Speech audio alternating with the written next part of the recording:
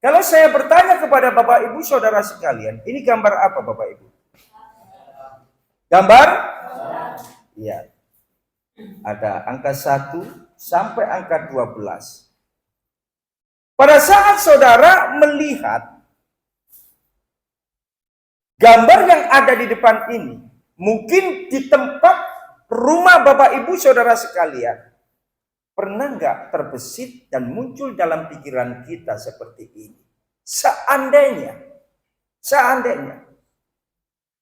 waktu perjalanan hidupku bisa diputar kembali, aku pasti tidak mengambil keputusan yang seperti ini. Pernah nggak? Halo? Pernah ya semua termasuk saya. Pak, Bu, yang dikasih Tuhan, ternyata bicara tentang masa lalu, tentunya banyak hal. Pengalaman-pengalaman yang sudah kita kerjakan, entah itu sesuatu yang baik, entah itu sesuatu yang buruk. Yuk kita lihat di sini teksnya. Kita akan baca bersama-sama di dalam Filipi 3 ayat yang ke-13 bagian B. Firman Tuhan berbunyi seperti ini. Tetapi ini yang kulakukan, aku melupakan apa yang telah di belakangku dan mengarahkan diri kepada apa yang di hadapanku. Berarti ada masa saudara yang dikasih Tuhan, kita melihat siapa yang menulis surat ini. Kita semua tahu siapa penulis surat Filipi, Bapak Ibu. Rasul Paulus. Pada saat dia berada di penjara. Perhatikan baik-baik. Seorang rasul yang besar di antara rasul-rasul yang lain karena karyanya begitu banyak. Tapi tahukah saudara, latar belakang masa lalunya, kalau bicara tentang kegagalan hidup, Rasul Paulus adalah orang satu-satunya. Bahkan dia pernah mengatakan dalam surat Roma, aku adalah rasul yang paling berdosa di antara rasul yang lain. Pak, Bu, bicara masa lalu, bicara tentang kegagalan hidup. Bicara masa lalu, bicara tentang keputusan-keputusan yang diambil dan salah keputusan itu. Masa lalu. Kalau kita cross check dalam Filipi pasal yang ketiga, ayat yang kelima, dia menjelaskan tentang siapakah dirinya. Dia jujur dengan dirinya sendiri. Orang yang jujur dengan dirinya sendiri berarti dia sudah berdamai dengan Tuhan. Makanya orang yang mudah kecewa, saya katakan, dia belum beres dengan dirinya sendiri. Orang yang mudah tersinggung, saya katakan di mimbar ini, orang itu belum beres dengan dirinya sendiri.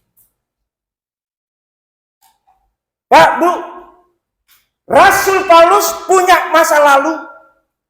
Kegagalan masa lalu dia ungkapkan di dalam Kisah Rasul pasal 9. Dia ungkapkan dalam Filipi pasal 3 ayat 5 dan seterusnya. Dia katakan, aku ini rasul yang paling berdosa di antara rasul-rasul yang lain. Kenapa demikian? Ternyata masa lalunya banyak kegagalan di situ. Ya. Banyak penafsir mengatakan bahwa pada saat dia berjumpa dengan Tuhan Yesus, dia tinggalkan keluarganya karena ambil keputusan. Karena dia punya istri. Jadi istrinya seorang Yahudi. Dan istrinya tetap mempertahankan iman keyahudiannya. Makanya banyak orang yang salah memahami kalau Rasul Paulus itu single atau bujangan. Enggak, Bapak Ibu. Jadi Rasul Paulus karena persyaratan untuk menjadi Sanhedrin harus menikah. Itu salah satu persyaratan. Dan Rasul Paulus itu sebelum dipilih oleh Tuhan, sebelum mengikut Tuhan, dia salah satu anggota Sanhedrin. Jadi Paulus ini meninggalkan istrinya, karena istrinya tidak mau bersama lagi karena beda iman. Pak, Bu yang dikasih Tuhan, ini bukan perkara yang mudah buat Paulus.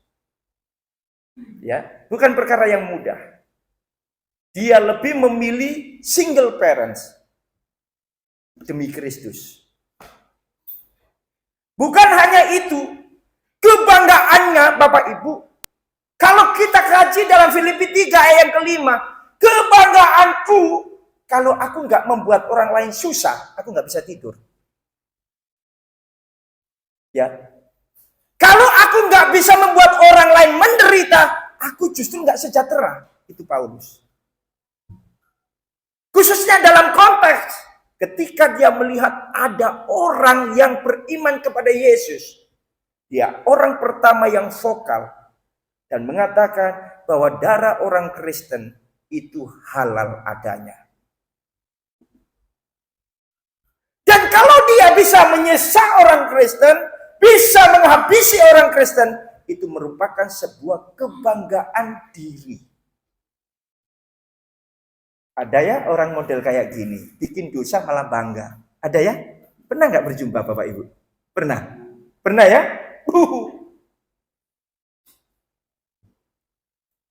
Anaknya disuruh ngelawan. Kalau kamu nggak berani sama dia, nanti bapak yang maju. Bapak yang maju. Bangga bukan main. Bukan diarahkan. Jangan ya. Itu nggak baik. Berkelahi itu nggak baik. Tapi ada seorang bapak yang bangga ketika melihat anaknya pandai bertarung melawan teman-temannya. Tuh ada yang seperti itu. Jadi anak diajari meso-meso juga ada loh seperti itu. Dan orang tua merasa bangga anaknya punya keberanian yang negatif. Pak, Bu yang dikasih Tuhan. Paulus punya keberanian. Keberanian untuk menyesal orang lain dan tidak sedikit orang yang dibuat menderita olehnya. Ini masa lalu. Ini kegagalan Paulus. Ya. Jadi kalau cuma ngomongin doang itu bukan porsinya Paulus Bapak Ibu. Bukan. Kendati pun ngomongi orang lain itu berdosa. Tapi ada orang kalau nggak ngomongi orang lain nggak bisa tidur. Ada orang yang model kayak gitu. Ya. Ini kegagalan masa lalu Paulus Bapak Ibu. Ada orang, ya orang tua berkata, Pak doakan anak saya. Kenapa? Ini loh sudah usia 38 tahun. Tapi kok nggak menikah-nikah? Saya cross check. Nih kenapa kamu kok nggak married, nggak pacaran dan lain sebagainya? Dia diam sejenak. Lalu tidak lama kemudian, Noni ini ngomong seperti ini. Om, sebenarnya aku sakit hati dengan papaku. Duh, kok bisa gitu? Saat saya usia 5 tahun, saya melihat kasat mata. Bagaimana perlakuan papa terhadap mama. Bagaimana papa hantam mama. Bagaimana papa baku hantam dengan mama. Tiap hari yang disuguhkan, yang dikasih contoh kepada saya, kekerasan dalam rumah tangga. Makanya saya pandang semua laki-laki adalah jahat di mata saya. Saya kaget Bapak Ibu. Akhirnya dia ambil keputusan untuk tidak, karena menganggap laki-laki semuanya laki-laki terima nggak? Nggak semua seperti itu. Kenapa? Karena model yang ia dapatkan dalam rumah tangga seperti itu. Papa mamanya akhirnya menyesal bukan main. Ternyata perbuatan beberapa tahun yang lalu disaksikan oleh anaknya sangat membekas di pikiran dan melukai hatinya. Kegagalan orang tua mendidik anak berakhir pada sebuah penyesalan. Ada orang tua menyesal gara-gara memberi anak nama. Ada anak loh dikasih nama Lucifer. Lu serius ini, serius. Akhirnya anak ketika masuk sekolah dibully sama teman-temannya. Setan, setan, setan. Loh, anak ini gak kuat mentalnya Bapak Ibu. Gak kuat mentalnya. Akhirnya apa? Berupaya mengganti nama. Karena tiap masuk sekolah selalu diledeki teman-temannya. Menyesal orang tuanya kasih nama anak sembarangan. Nama itu sebuah harapan. Betul ya Bapak Ibu ya? Iya. Nama itu sebuah harapan orang tua sebenarnya. Tapi ada orang tua yang sembarangan kasih nama anak. Kalau di kampung kami Bapak Ibu, kalau ada anak sakit-sakitan, ya, ini namanya kadrun, makanya sakit-sakitan. Banca ono gantian nama. Lu ada yang seperti itu. Sebenarnya ini bukan penyelesaian masalah Bapak Ibu. Bukan penyelesaian masalah. Ya. Kendati pun diganti nama pun, ya, itu tidak akan mengubah karakter seseorang. Kita lihat Paulus. Jadi Bapak Ibu, Paulus ini punya nama yang lain. Jadi ini bukan nama gantian, bukan. Ya, Paul. Jadi kata Paul itu bahasa Ibrani ya. Kalau yang satunya apa? Saulus itu bahasa Yunani. Jadi dia punya dua kewarganegaraan. Kewarganegaraan Roma dan juga Yahudi. Ya. Ya di sini yang Ibu Else ini punya nama Indonesianya Suwanda. Orang yang sama. Ya, gak ganti nama itu. Ya. Jadi sama seperti ini. Jadi tidak sedikit orang mengalami yang namanya penyesalan karena keputusan-keputusan yang diambil pada masa lalu. Ada orang berkata gini, anak muda, Om, aku nyesel sekali. Lu kenapa kau nyesel? Kenapa aku dulu ditawari sekolah sama orang tua, sama papa mama, tapi aku asal-asalan, akhirnya SMA nggak lulus. Sekarang cari kerjaan susah Om, seandainya dulu, nah kata dulu, jadi bicara kegagalan kan? Kalau waktu itu bisa diputar, aku mau kembali untuk mengambil keputusan yang benar, nggak seperti ini. Nasibku sekarang ini nggak jelas. Pak, Bu, yang dikasih Tuhan, setiap kita mempunyai masa lalu. Ada bapak-bapak ngomong, jangan-jangan saya ini salah pilih istri, Pak. Loh, kok bisa? Kok nggak seperti yang saya harapkan, Pak? Dulu saat pacaran itu yang manis-manis, Pak. Tapi pada saat menikah, Pak, bukan manis yang saya rasakan, Pak.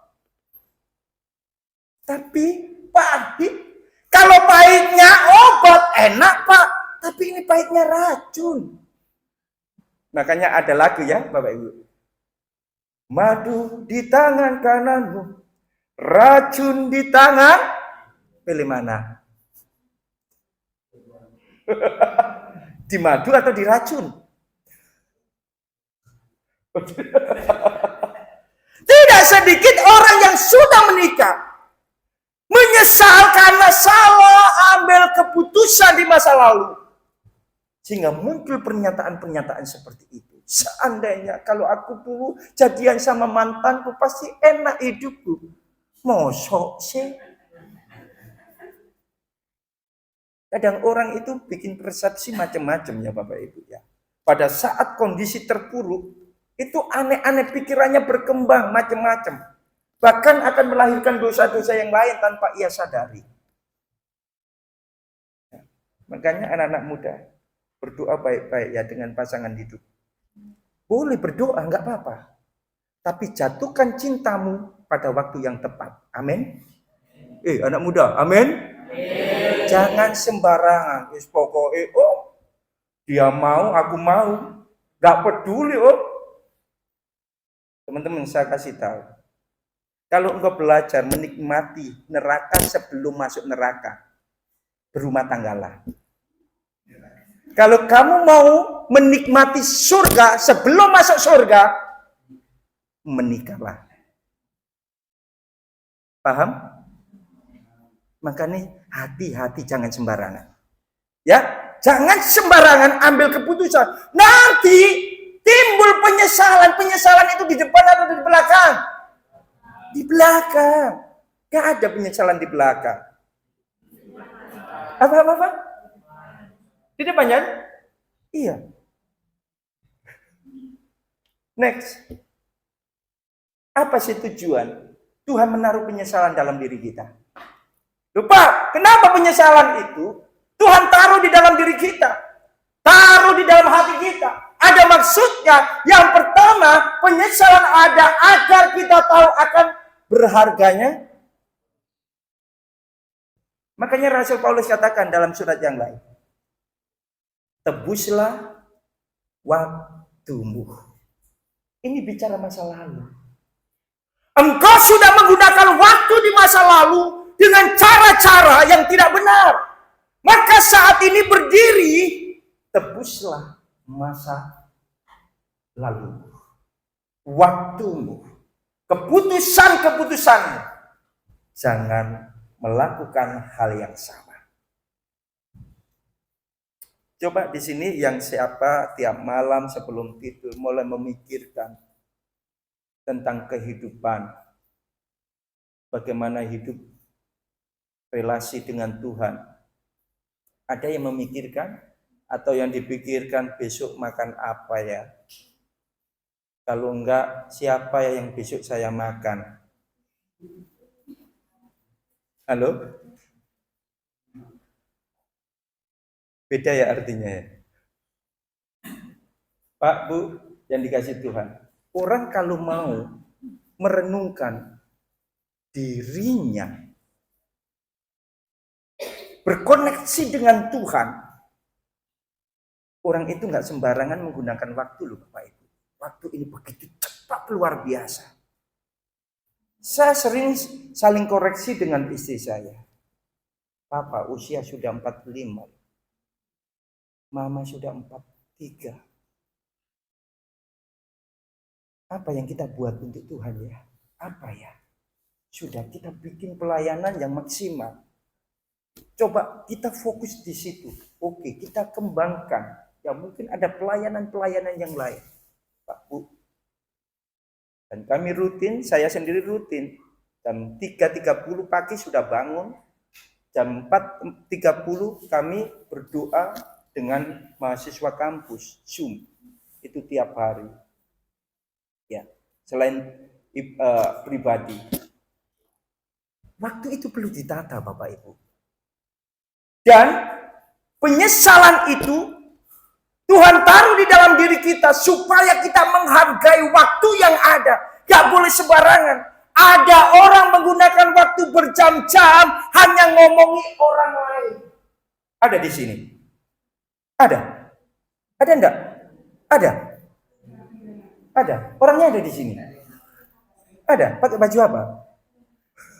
Enggak usah tuding-tuding. Ya kalau ada seperti itu harus ini loh. Waktu terus berputar Bapak Ibu. Maju. Terus maju. Terus maju.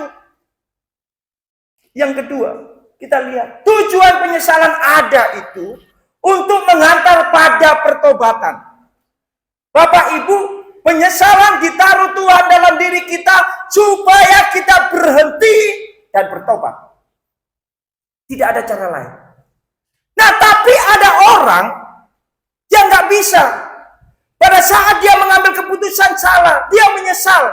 Lalu dia berhenti pada penyesalan itu, berputar-putar pada penyesalan itu, akhirnya dia terikat dengan penyesalan. Tidak bisa bergerak maju. Ada orang yang seperti ini. Saya contohkan yang tadi anak cewek tadi, si Noni. Akhirnya gak menikah-nikah sampai sekarang. Kenapa demikian? Karena gak mau bergerak maju. Bapak Ibu yang namanya bertobat, Rasul Paulus katakan dulu. Dan dia katakan sekarang. itu bertobat. Artinya bertobat itu berlawanan arah. Kalau Rasul Paulus dulu pernah hidup di masa lalunya, hidup dalam kegagalannya, maka dia menyesal. Dia katakan, aku menyesal, aku bertobat. Pada titik penyesalan itu, dia berlawanan arah. Bapak Ibu, kegagalan itu sebuah beban yang cukup berat. Seperti kalau orang disuruh membawa ini, ya, ini ransel berat ini ada isinya soalnya, isinya dolar. Coba bayangkan, kalau saudara ya 1 jam bawa ini, capek enggak? Ya enggak capek, enggak terasa. Tapi kalau saudara 1 bulan, 2 bulan, 3 bulan, 4 bulan, 1 tahun, 2 tahun, 3 tahun, bawa terus gini, legrek Bapak Ibu. Betul enggak? Iya. Loh, ada orang kegagalannya itu sudah 30 tahun yang lalu, masih dibawa di usia dewasa. Gak mau keluar dari penyesalan itu. Aku gagal, Pak. Aku gagal. Iya, Tuhan tahu kau gagal. Kegagalan itu bagus. Supaya engkau belajar gandol Gusti. Gandol Gusti, creng, gitu kan? Gandol Gusti. Gandol Gusti, terus berharap kepada Tuhan. Jadi pada saat kita ini membawa beban yang cukup berat, mungkin ada yang bertahun-tahun di sini, bahkan puluhan tahun kegagalan masa lalu masih dibawa pada masa sekarang. Yuk kita lepaskan, itu berat. Tuhan tidak mau seperti itu. Lepaskan Bapak Ibu. Dan Rasul Paulus ajarkan kepada kita, bagaimana caranya untuk melepaskan masa lalu yang masih menghantui.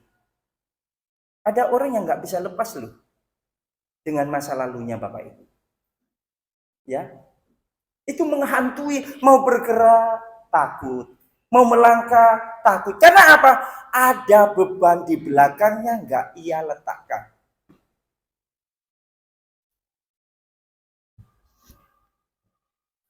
Seburuk apapun masa lalu kita, tapi kalau kita serahkan kepada Tuhan dan kita mau melangkah maju, ada progres yang baik buat kita. Amin.